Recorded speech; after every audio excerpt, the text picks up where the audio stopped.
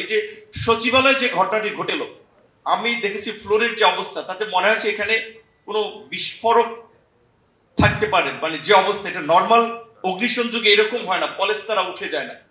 তো সেই ক্ষেত্রে আমরা অনেক ধরনের আরো তো অস্থিরতা দেখতে পাচ্ছি, আমাদের প্রতিবেশী রাষ্ট্রের যে অসহযোগিতাপূর্ণ মনোভাব, সেক্ষেত্রে আমাদের একটা জাতীয় ঐক্য খুবই প্রয়োজন। কিন্তু জাতীয় ঐক্যে আমি স্পষ্টতই কিছুটা বিভাজন দেখতে পাচ্ছি। অনেক রাজনৈতিক দলই মঞ্চে এক রকমের কথা বলে, ভিতরে আরেক রকমের কথা বলে। এখানে এক ধরনের কথা বলে, বাট পলিসি লেভেলে যখন তাদের মধ্যে আলাপ আলোচনা হয়, ক্ষমতার ভাগ বটারা কেন্দ্রিক আলোচনা হয়, সেখানে আবার তাদের টোন টিউন আমি ভিন্ন রকম দেখি, শুনি।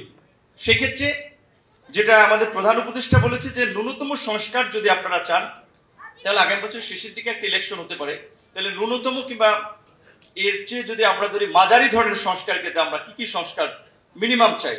আমরা একটা জবাবদিহিতামূলক আইন শৃঙ্খলা বাহিনী চাই। এখন যেভাবে পুলিশ কিংবা প্রশাসনে অনেকে এবার একেবারেই প্রো বিএনপি জামাত হয়ে যাচ্ছে, তো সবাই দাবি করছে যে তারা বঞ্চিত।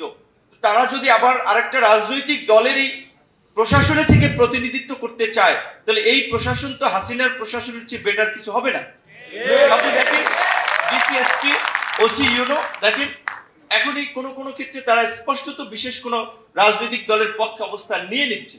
এখন ইন্টারিম গভর্নমেন্ট যদি তাদের অবস্থানটা এটা হয়, 1.5 বছর যেতে কিংবা 1-1.5 বছর পরে ইলেকশন হলে তারপরে কি হবে? এই প্রশাসন দিয়ে আপনি জবাবদিহিতামূলক ব্যবস্থা কিভাবে আশা করবেন, কিভাবে জনবান্ধব কর্মকাণ্ড আশা করবেন? সেটা আবার ওই আগের যারা ছিল আওয়ামী লীগকে খুশি করে তাদের নেতাদের সাথে দফারফা করে তারা প্রশাসন চালিয়েছে, সামনের পরিস্থিতি তাই হবে।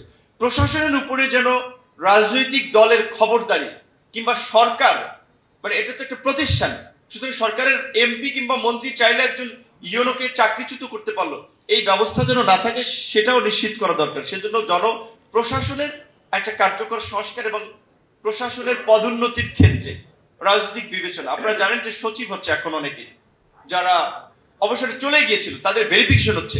অর্থাৎ তারা যদি ধরেন আমাদের এই আন্দোলন সংগ্রামের স্পিরিটের পক্ষের লোক হয়, তাদেরকে আমরা পদোন্নতি দিচ্ছি। রাজনৈতিক সরকারে সে কি করবে? রাজনৈতিক সরকার কি তার বিরোধী? এখন তো আওয়ামী লীগ নাই, আওয়ামী লীগ হাওয়া, এখন তো আমরা বিরোধী দলগুলো আছি। তাহলে এখানে একটা পক্ষ সরকার গঠন করবে, আরো অনেকগুলো পক্ষ বিরোধী হবে। তাহলে রাজনৈতিক সরকার যদি এই ভেরিফিকেশন করে, সে কি দেখবে যে তার মতের লোক আছে কিনা, না হলে তাকে সচিব পদে পদোন্নতি দেওয়া হবে না, জয়েন্ট সেক্রেটারি করা হবে না। তো এই যে আমলাতন্ত্রের খালি দোষ দিচ্ছেন, আমলাতন্ত্রকে তো করাপ্টেড কিংবা পলিউটেড তো রাজনীতিবিদই আমরা করে দিচ্ছি।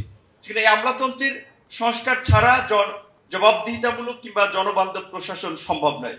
নির্বাচনের প্রশ্নে 91-90 কথা ধরেন, 3 জোটের রূপরেখা ছিল, 2 দলই ক্ষমতায় ছিল, কেউ কি রেখেছিল কথা? রাখে নাই।